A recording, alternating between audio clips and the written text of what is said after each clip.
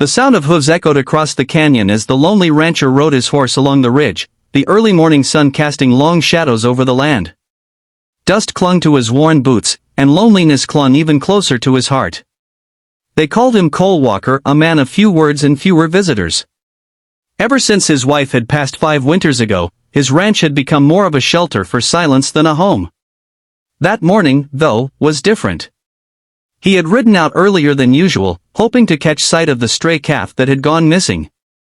As he neared the old railroad crossing, abandoned, rusted, and barely used anymore, something unusual caught his eye. At first, he thought it was a bundle of rags tossed from a passing train.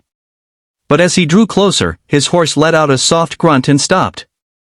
It was a woman. Bruised, blood on her lip, a gash above her brow, and her dress torn in a dozen places. She was unconscious, her fingers clutched tightly around a tattered satchel. Cole slid off his saddle, dropped to one knee, and touched her gently. Her skin was cold, but she was alive. "Ma'am," he asked softly. No response. He didn't ask questions. Not then. He lifted her carefully into his arms, placed her on the horse, and walked alongside them both back to his ranch. When she finally awoke, the sun was high above, and she lay beneath clean blankets in the spare room of a small log house. The smell of broth and firewood greeted her. She stirred, wincing at the pain in her ribs. Cole entered quietly, a mug of warm water in hand. "You're safe," he said. "Name's Cole. You're at my ranch." She stared at him with wide eyes, then looked away quickly, clutching the blanket tighter. "My name's Evelyn," she whispered. I didn't mean to be trouble." "You ain't," he said gently. "But you sure looked like you'd been through it." Days passed. She barely spoke. She spent most of her time watching the horses from the window or sitting quietly by the fireplace. Cole didn't pry. He just made sure she had food, rest, and a roof. Then one evening, after a long silence, she finally opened up. "They pushed me off the train," she said. "I was headed west, away from everything. Thought I had a chance, but I trusted the wrong man. He promised a job. Said he'd help.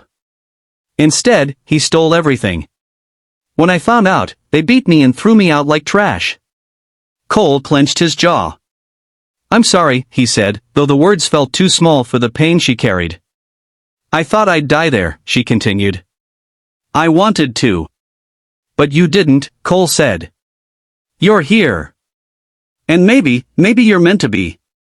As spring turned to summer, Evelyn slowly came back to life. Her bruises healed. She began helping around the ranch, feeding the chickens, brushing the horses, learning the rhythm of ranch life. She smiled more. Laughed once or twice. And Cole found himself laughing too. She asked about his past one evening by the fire. He told her about his wife, Maria. How cancer took her, and how the silence afterward nearly finished him. "You saved me too, you know," he said. She looked at him with eyes full of something new. "I didn't do anything. You reminded me life's still out there.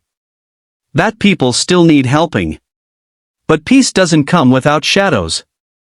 One afternoon, a black car pulled up near the ranch. 2 men stepped out, slick suits, hard eyes. They asked about a woman matching Evelyn's description. Cole met them at the gate, hand resting near his rifle. "She ain't here," he said. They didn't believe him. They circled around, tried to push. But Cole stood firm. "You'd best be leaving," he said. "This here's my land. My word matters." The men left, but Evelyn was shaken. That night, she packed her bag. "I can't bring trouble to your door," she said. "You already brought something better," Cole said. "A reason to wake up. A reason to talk. Don't run again. You got a place here, Evelyn. If you want it." She cried then.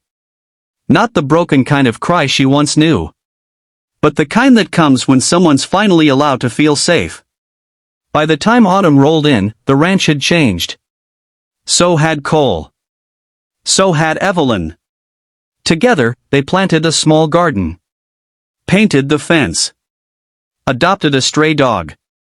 One morning, as the leaves turned golden, Evelyn brought him a letter. It was a job offer from a nearby town, teaching young children how to read and write. I think I'm ready to try again, she said. To do something that matters. Cole looked at her, pride in his eyes. You already do.